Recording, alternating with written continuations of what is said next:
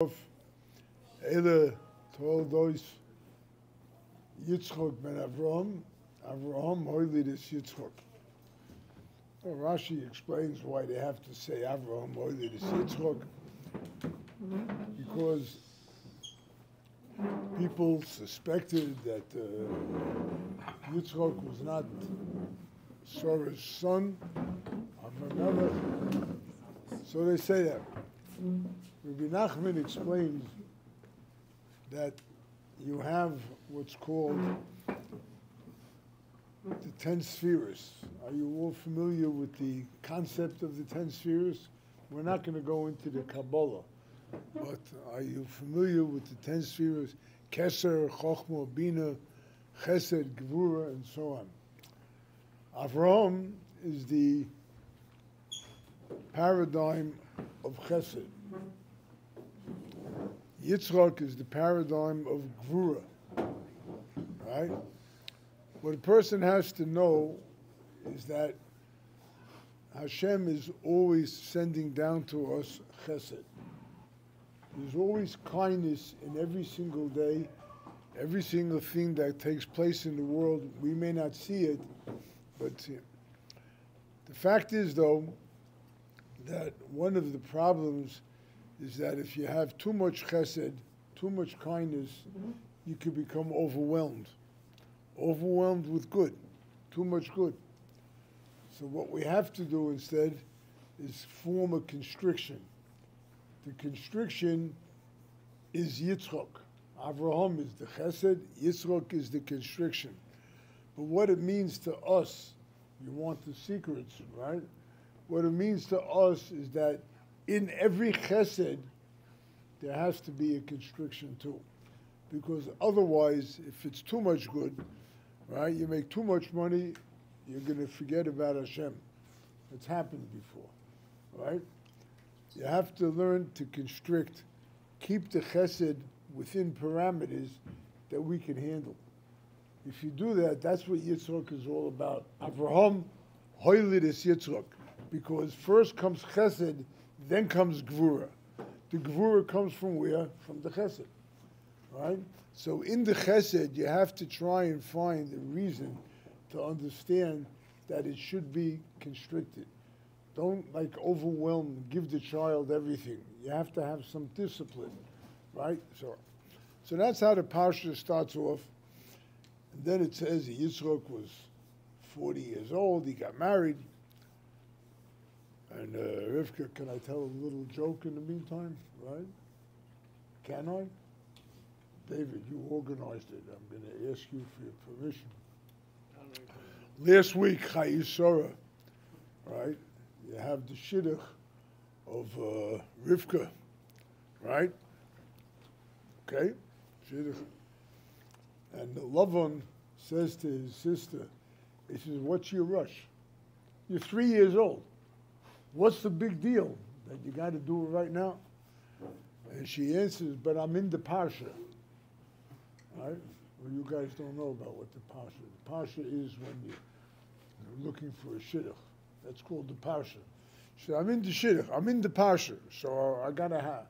Okay, anyway. Yitzchak marries Rivka. Right? He has to wait a certain amount of time till they have children. Pasuk says, "Vayetar Yitzchok laHashem." Rashi explains ribui tefillas. There was a lot of tefillah. Vayetar, like hofchoi ka'atar, kept on like taking a pitchfork and moving the straw again and again and again. Tefillah, a lot of tefillah. The Rabbi Nachman explains that the main connection to Hashem is with tefillah. Pashas Vayetze, you have Leah called Zilpah's child Naphtali. Why Naphtali? Because it's a lashon like a kapsil, a wick that's wound one around the other. So that's the word tefillah. It's like round. You wind and round and you wrap yourself in tefillah, and that's how you come close to Hashem. Now Rivka was barren. Yitzchak was barren, and yet they accomplished with tefillah. What it means is that anybody, they were always, they knew what tefillah was. But we, too, could accomplish incredible goals if we daven. Ask Hashem. Now, the question is, I daven every day, 3 times a day, right? Very nice, right? But is my heart really in the tefillah? Am I really deep into tefillah that I'm asking Hashem, I'm begging Him, and am I doing that, right? Shemona Esrei, there are shuls that time it, you have 2 minutes, 3 minutes, right? You got to daven to Hashem, and you got to make it quick because you got to go to work. What's more important, the tefillah or the work? It's the tefillah that brings you parnasa, right? But what we do is we concentrate on the work, and the tefillah is kind of overlooked. It's kind of passed over. The Vayetar Yitzchok, it means that Yitzchok went after tefillah again and again and again. He bound himself completely to Hashem with tefillah. Rabbi Nachman says, and a friend of mine puts it this way, how could you ever establish a relationship with someone with whom you never speak? You're married, you speak to your wife, kids, business partners, right, the community, whatever. You speak to them. Do you ever speak to Hashem? Do you ever take out time to speak to Hashem? Hashem, good morning, I'm hurting, I have this problem, I have that problem. Hashem, I want to thank you for what happened with this contract or with that incident, or my child was saved, Baruch Hashem, they almost ran into the gutter, we grabbed him, whatever. Did you ever talk to Hashem? That's what Yitzchak Avinu did. He talked to Hashem. He had tefillah, ribui tefillah. Everything that he did had some kind of connection to Hashem. That's the tefillah of Yitzchak Avinu. That's our tefillah. What we have to do is every day connect with Hashem. Take time out, right? You take time out for your family. You took time out for your business, right? Did you take time out for yourself? Did you? You were also important, right? Did you take time for yourself to speak to Hashem? Hashem, help! Right? I saw once on someone's refrigerator a beautiful prayer. Hashem, I want to thank you. The day is going great. Everything is going my way. I feel rested. I feel relaxed. Nobody is bothering me. Nobody is taking advantage of me. But in another minute, I'm going to be getting out of bed. What's going to happen then? Right? Daven to Hashem. Ask Hashem to be with you.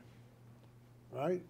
You're going out to the contract, you're going, ask Hashem. Bring Him into your world. Bring Him into your world. Make sure that Hashem is part of your world. That's Vayetar Yitzchak. Yitzchak brought Hashem into everything that he had to do. Right? Last week, the end of the Parashat, Yitzchak went out, talked to Hashem in the field.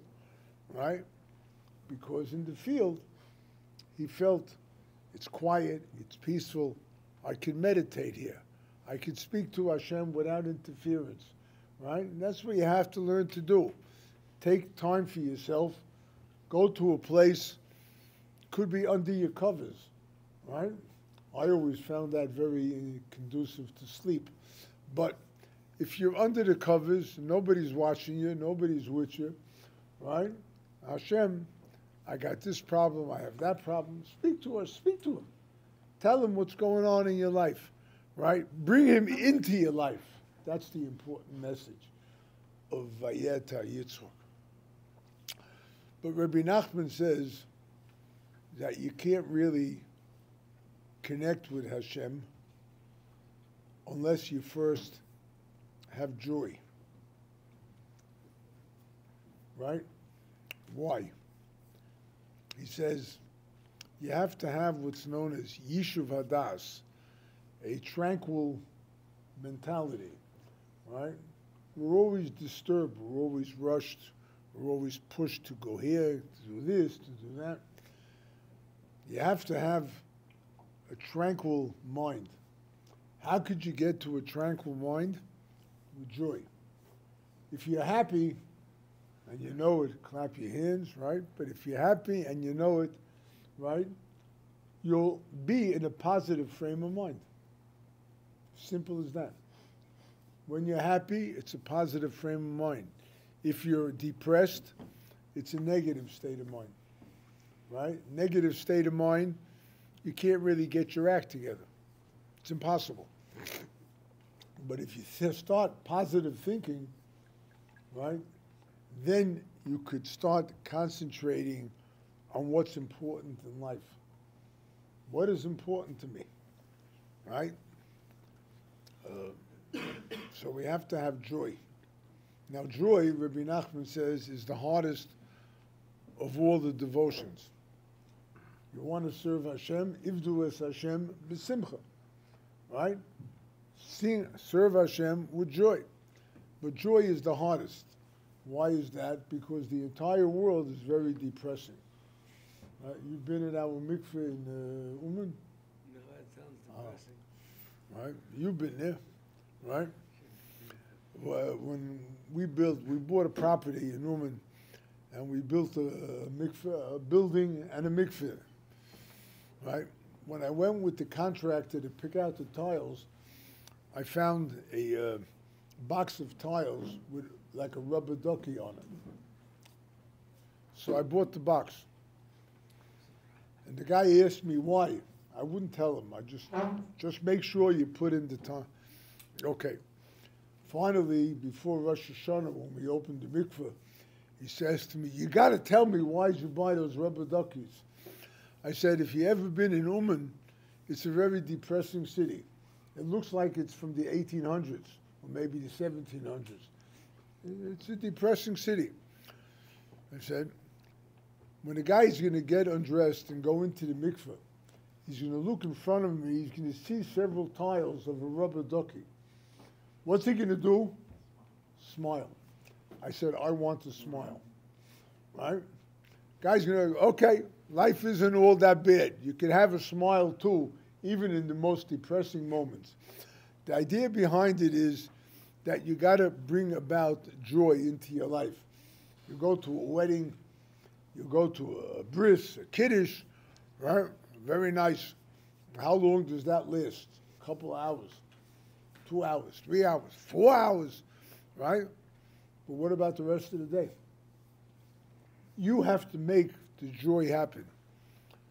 How could you make the joy happen? By Chazal say, Ezuhu Osher HaSameach Bechelkoi. Someone who is happy with his lot, right? That person could be happy. That person could really feel the joy. Rabbi Nachman is teaching that when you're thinking about your lot, he doesn't only mean money. It's not just how much wealth or possessions I have, right? He's talking about yourself. Have you ever done something good in your life? Have you? Yeah? Everyone has. Everyone does. Rabbi Nachman says, collect those good points, the things that you did in life that were good, and dwell on them. Dwell on the good that you have in life, not the rough spots that you have in life. Follow? You realize the importance of that?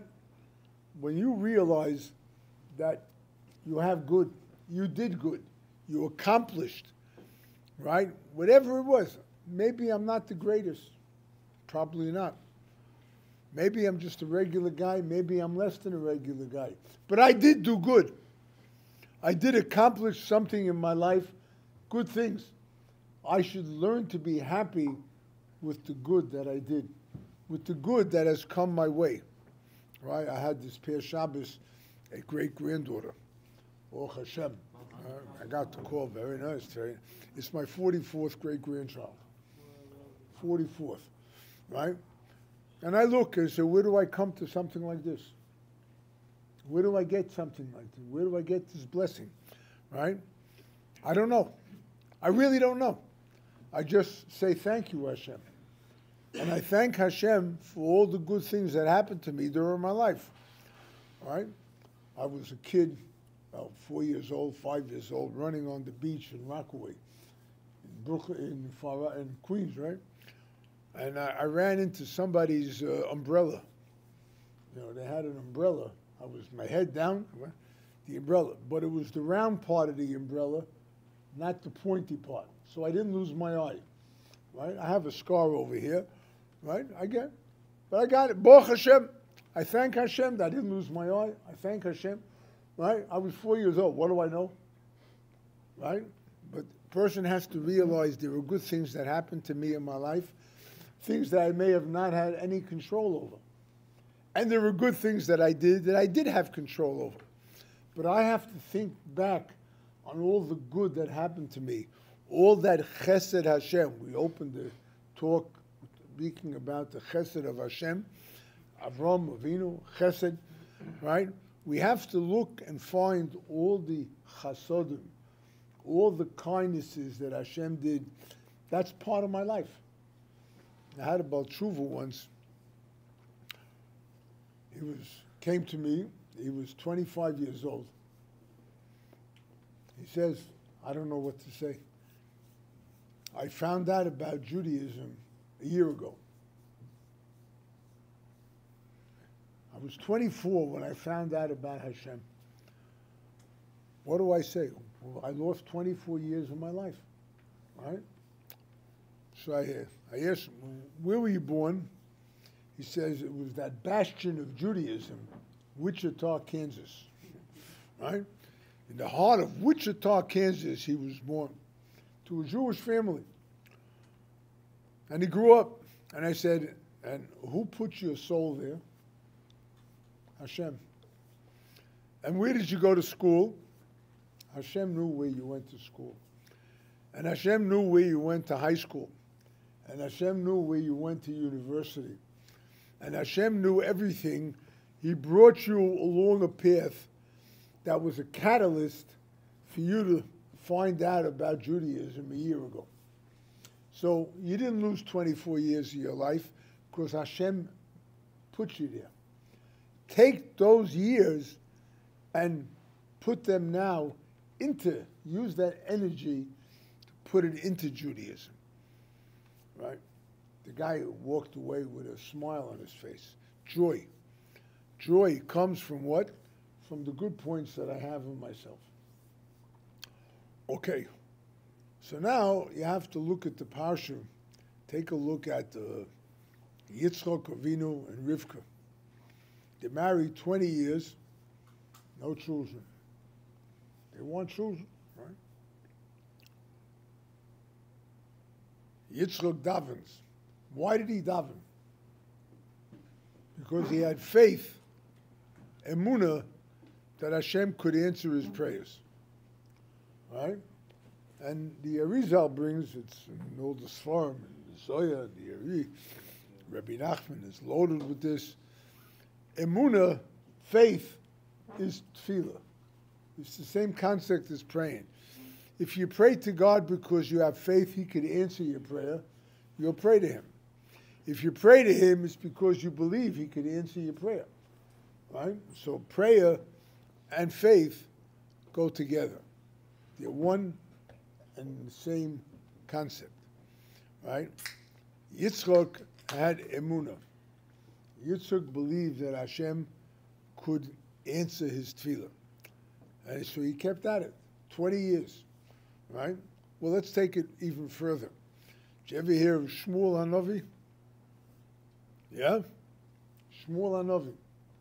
How old was Chana, his mother, when she gave birth to him? 130 years. right? Sarah was only 90, right? Hannah was 130 years. Yocheved was 130 years when Moshe Rabbeinu was born. I mean, the Arizal says she was a reincarnation. Chava was 130 when Shes was born.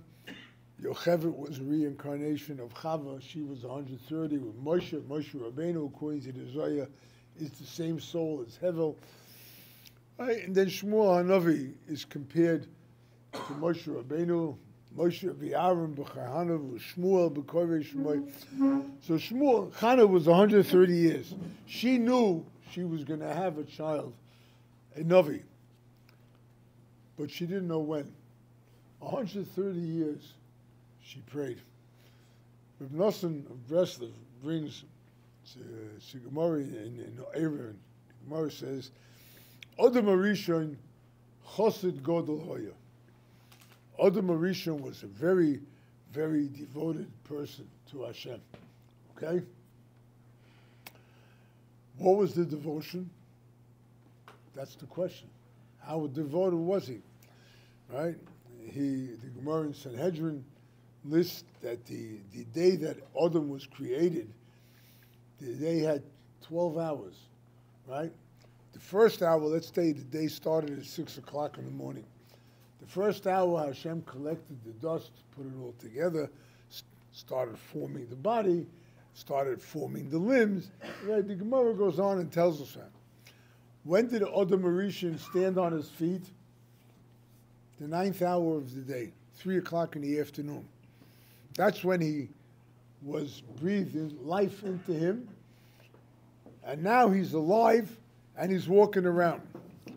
When did he eat from the Eitz Hadas? The 10th hour. He lasted 1 hour. Adam Arishon lasted 1 hour. That's what the Gemara says, right? So now the Gemara in Eruvin says he was a big chassid. He was very devoted to us. Where's the devotion? What kind of devotion did he have? So Reb Nosson says, you'll take a look. The Gemara says there he was 130 years when Shes was born. What happened those 130 years? He realized he sinned, and he fasted every single day. 130. We come Yom Kippur, 2 o'clock in the afternoon. We're looking how many more hours I got left, right? And that's how we look at Yom Kippur. 1 day of fasting. He fasted for 130 years, right, to do tshuva for his sin of eating from the Eitz Hadas. And the Gemara says that every single day, the demons came to him and they heated him up.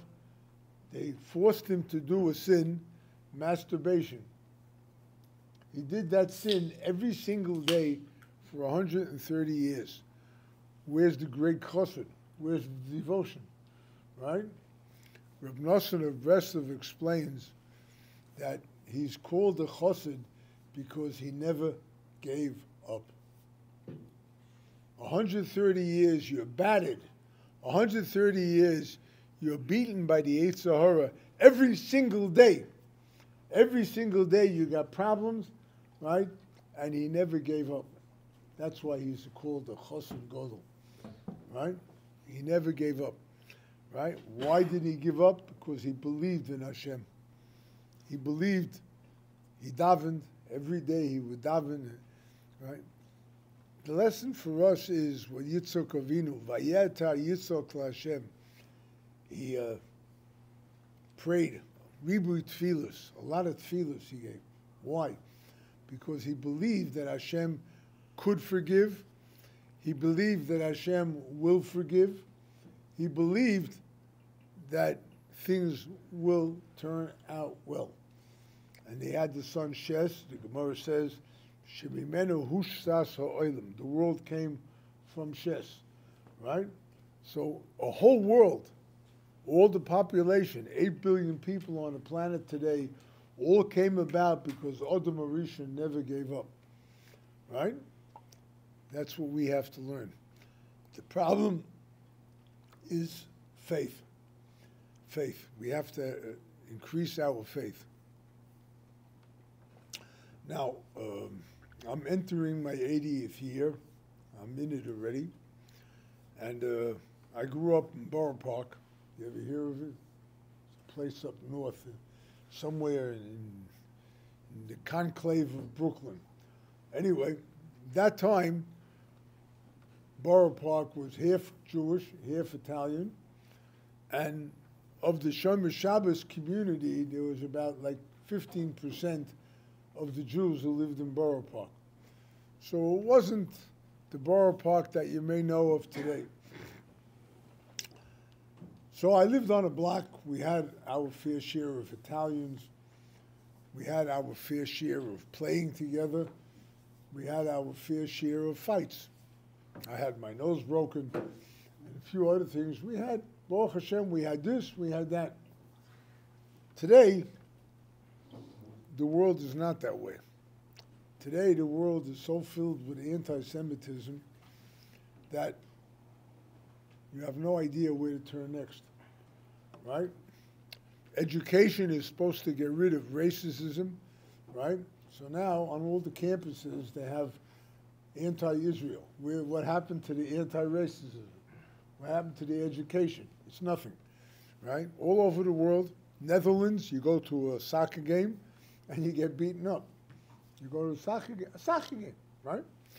And anything else and everything else that you want to know, every nation in the world has something against us. The anti-Semitism that's coming up, what are we supposed to do? I'm a Jew. What am I supposed to do? Right?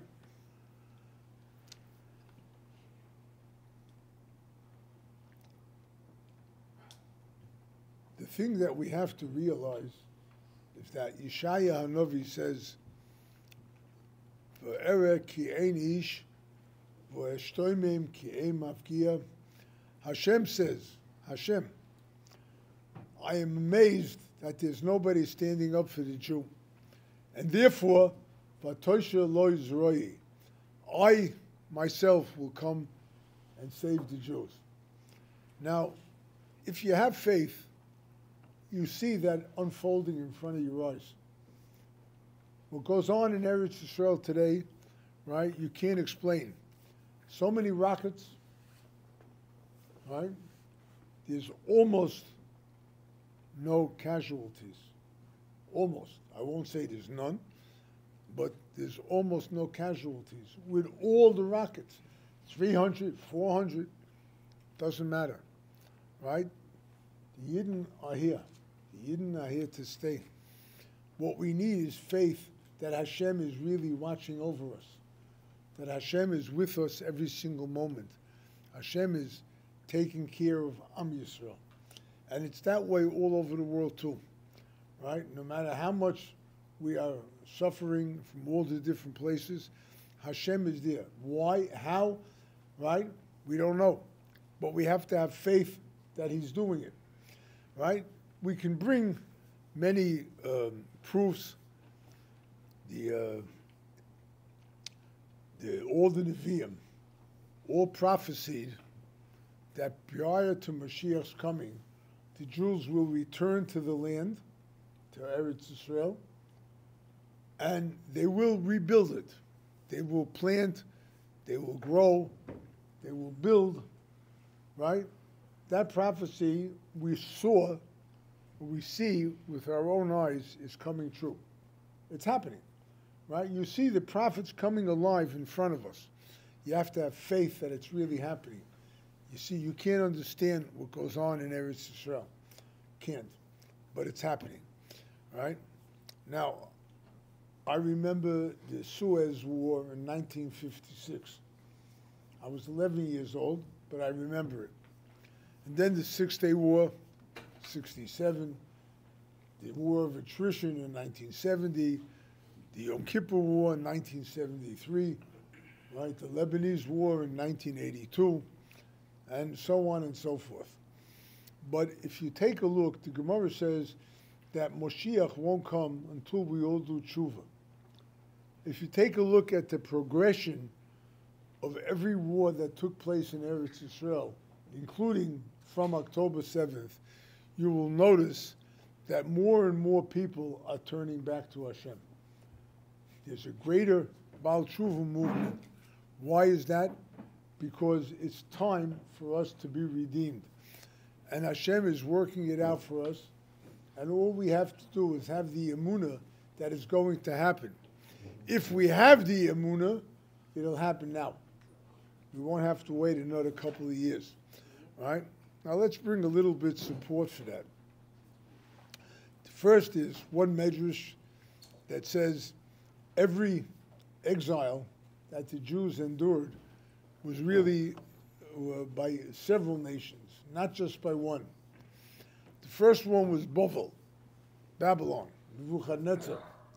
But if you look in the book of Daniel, it says Hashem appeared to Daniel be'Elam HaMedina, in the country of Elam. Elam was a nation that lived right next to Bavel, and that was also part of the oppressors of that first exile. The second exile was the time of Haman. You remember him, right? Chayil, Poras, Umodai, Persia and Media. Double. The third exile was the Greek exile. You had Alexander the Great. He was from Macedonia. It was Greek exile, but Macedonia. The fourth exile, the Medrash says, is Edom, the Vatican, or basically Europe, and Yishmael. Yishmael is part, the Arabs are part of this last exile. Okay? Now, if you take a good look, I mean, the history at the Vatican and Yishmael, it was under Istanbul. This is before Muhammad. So it was Istanbul, that's where they had the split. The western part went to the Vatican, then the eastern part went to the Greek and Russian Orthodox, and then eventually came along Muhammad. He made a whole new religion. Okay. Now, the Zohar says that there's Greater Rome and there's a Lesser Rome. Greater Rome is the Vatican, Rome, and the Lesser Rome is Turkey, Constantinople, Istanbul, right? Yishmael. Okay. Now, the Zohar says in Parashat Shmois, there is no harsher exile than that of Yishmael. I always question that because the Khmelnytsky massacres, the Spanish Inquisition, right? The what was it? The Black Plague, right? You had the all the different oppressions that took place in Europe, and of course, finally the Holocaust just 80 years ago, right? This was all under Esav. That was all part of Esav hu Edom. This week's Parsha, Esav hu Edom, right? Yishmael, the Jews had it bad under them. Don't anyone try and tell you that it was a lot easier under Yishmael. It wasn't. They oppressed the Jews, they attacked the Jews, they taxed the Jews. They did all that, but it wasn't as severe as it was in Europe. So why is it Yishmael is the harshest of all? The only answer that I can come up with is that they're very unpredictable, right? You could predict in Europe that Sunday morning the guy would go to church, he would confess, the afternoon he would drink, and at night he would make a pogrom. So you knew that was going to happen. Every Sunday the Jews had to kind of hide in their homes and lock the windows and board up and whatever. Yishmael, you never know. Who would think of learning how to fly a plane for 2 years and then fly it into the World Trade Center, Twin Towers? Who would think of doing something like that? Train 2 years so I could learn how to fly a plane, I could hijack it and kill as many people as possible. Who would think that way? Right? We had once in in Eretz Yisrael on the highway between Tel Aviv and Yerushalayim. An Arab walked over to the driver of the bus, and he yanked the wheel, and he poured the bus into a wadi. The bus burned. 14 people were killed. Who would think of doing something like that? Yishmael, right? You cannot trust anything that an Arab does. So we're now in the throes of Yishmael. When I was a kid, Edom, the church, was very powerful. It was almost as powerful as any nation in the world, right? Today, the church is nothing. It's absolutely nothing, because Edom is finished, right? Now we have to face the final part of the exile, which is Yishmael. That's what we have to face now. How do we get out of it? If we believe that Hashem could conquer.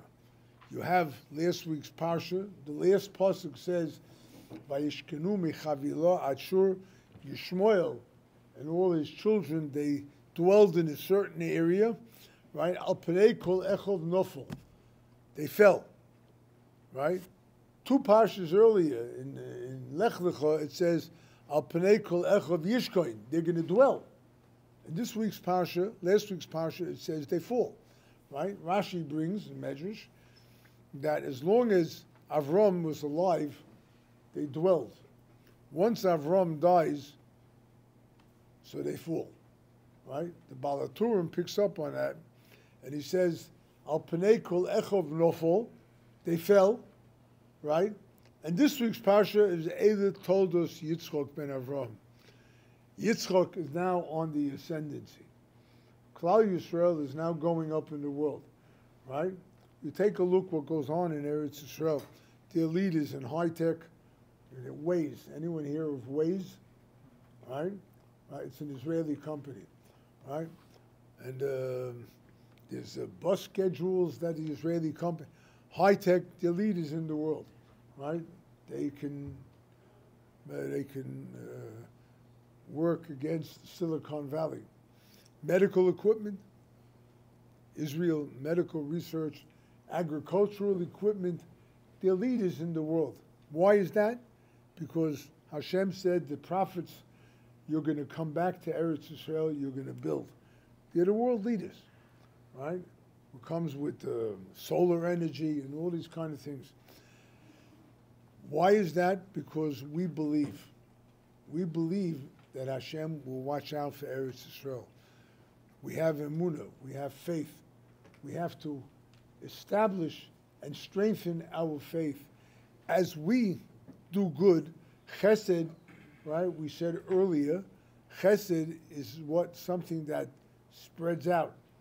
Kindness goes out, right? It has to be constrained a little bit, right? I believe that if Turkey has an earthquake, Israel doesn't have to go there to save them. That's my opinion, right? That's a different story. But, you know, your kindness goes out. You don't have to be so kind. But whatever, you're fighting in Gaza, right? You don't have to be so kind as to spare all the civilians there. You don't have to, right? If the tables were turned, do you think that the Arabs would go house to house and check and make sure that the civilians are unharmed? Look what happened October 7th, right? They went after civilians. They killed them. They beheaded them. They burned them, right? It's not the same. And the pasuk is the pasuk in the Navi, in Malachim, right? When you're going out to battle, right? You're not going out to battle your enemy, who's Yehuda and Yosef, Ephraim. You're not if you're going out against your enemy, you go out, right? And you burn them. Whatever the case is, I may sound radical, maybe I am, but I don't mind. Anyway, whatever the case might be, right? Eretz Yisrael is on the ascension now. Eretz Yisrael is going up. The Jew is going up. Tshuva is happening. People are turning to Hashem, right? Even the people who well, we have problems in Eretz Yisrael. They have something there called hatred. There's the left, there's the right. Each one hates the other, whatever the case may be. The Gemara in Yuma says that the first temple was destroyed because the people committed the 3 capital sins: murder, adultery, and idolatry. The second temple was destroyed because there was hatred, sinas chinam, right? The first temple, we went into exile for 70 years. The Gemara says, take a look what hatred does. And hatred is what's doing it. And that's what we have, all the problems that we do have today. We have to believe and understand that if we spread love, if we spread kindness, if we do the right thing, if I act as a Jew, there's a Yerushalmi, I think it's Shvius. Yerushalmi says that Rabbi was threatened by a goy. The goy said to him, I want you to eat this treif thing. And if you don't, I'm going to kill you. Okay? The halacha is that if someone threatens you to do an avera, you could do it except for the 3 capital sins: murder, adultery, and idolatry. So he could have eaten the treif. And he said to him, no, I'm not going to touch it. You want to kill me? Kill me. I'm not touching treif. So the guy said to him, okay, you can live. Right? Why? Either you're a Jew or you're a goy. Right? If you're a Jew, be a Jew all the way. If you're a goy, be a goy. He's a Jew, so he said, I'll let you live. Point is that we have to understand that if we act as a Jew, we do what we have to. I daven, I learn, I give tzedakah, I do acts of kindness, I visit the sick, I condole, I nichem avelim, I do condolence calls, and I'm a nice guy. I do the right thing. I'm honest in business. I make sure not to cheat anyone. Whatever the case, if I act as a Jew, we are spreading the light of Hashem. And that's what the Parashat, that's the secret of the Parashat, right? Vayetar, just put effort into being a Jew. The best I can be. I always say, do what you can, not what you can't.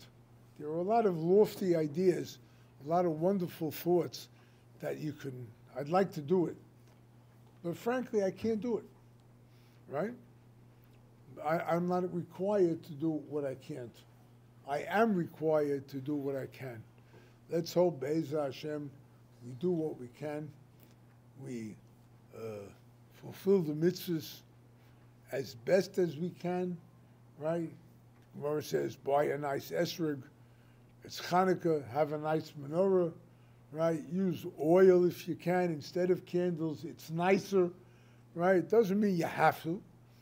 But if you can, put a little bit effort, just a little bit of effort, and you'll find how much joy you can have in life just by putting in a little bit effort, right? You ever work hard for something?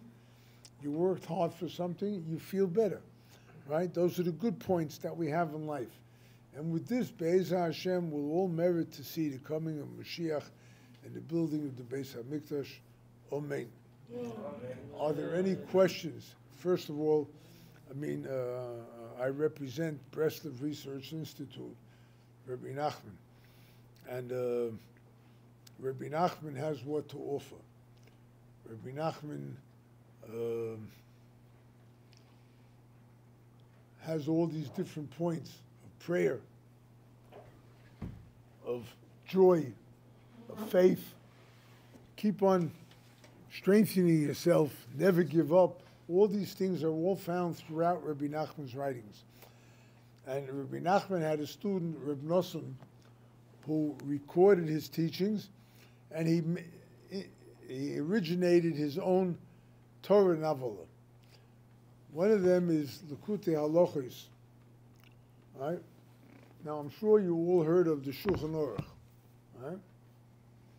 Shulchan Aruch is a set, it's 4 parts, Orach Chaim, Yeridea, Even Ezer, Choshen Mishpat.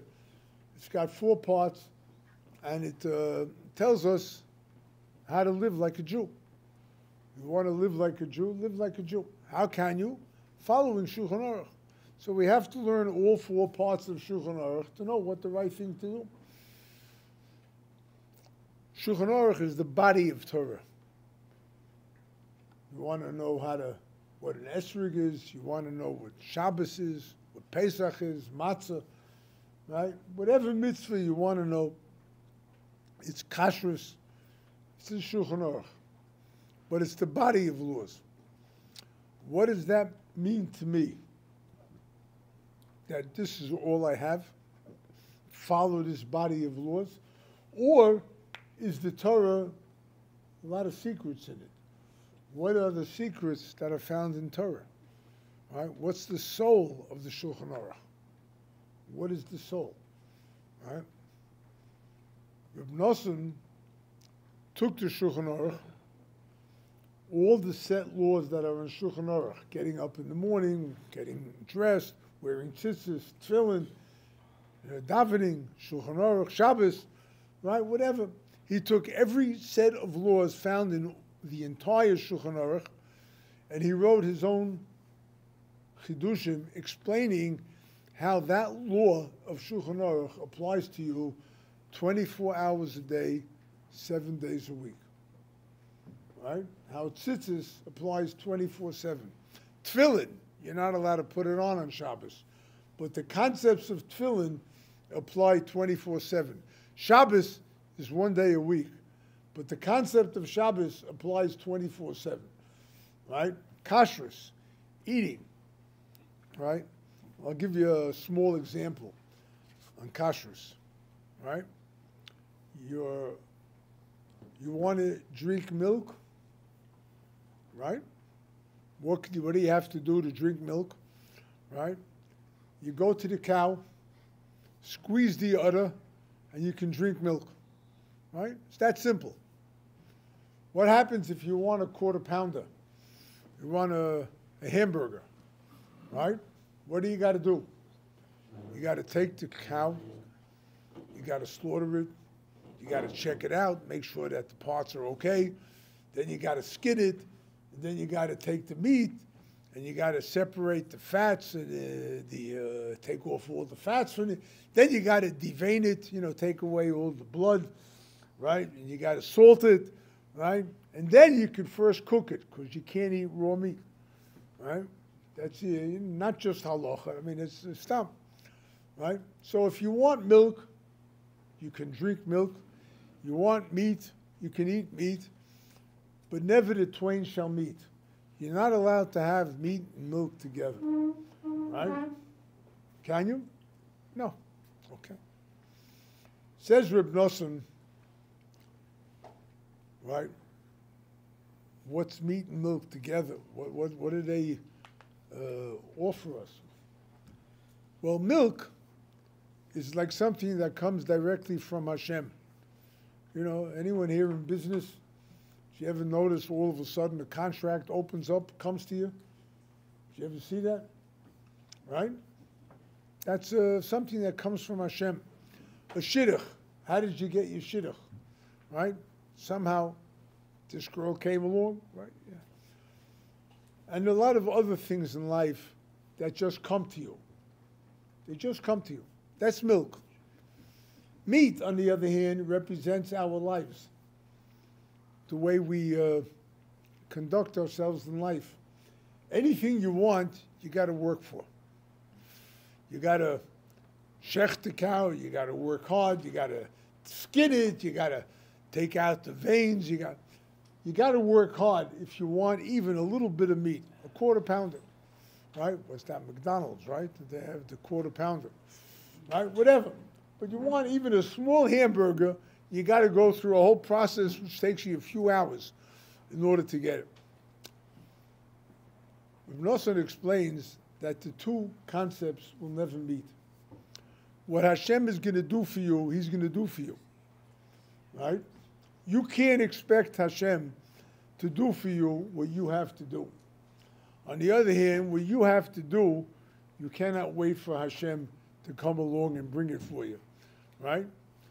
God helps those who help themselves, right? You got to do what you got to do, right? The idea behind it is that there are things that happen in life, things that I could control, things that I can't control, right? I have to learn to do what I have to do, what I can do, not what I can't do. Hashem does what He can do, and He'll bring it to you when the time is ripe. And there are things that you have to work on in order to get to what you want. So that's just one concept that Rav Nosson explains how that applies to you 24/7. Does that mean like right? you need to do hishtadlus? Excuse me?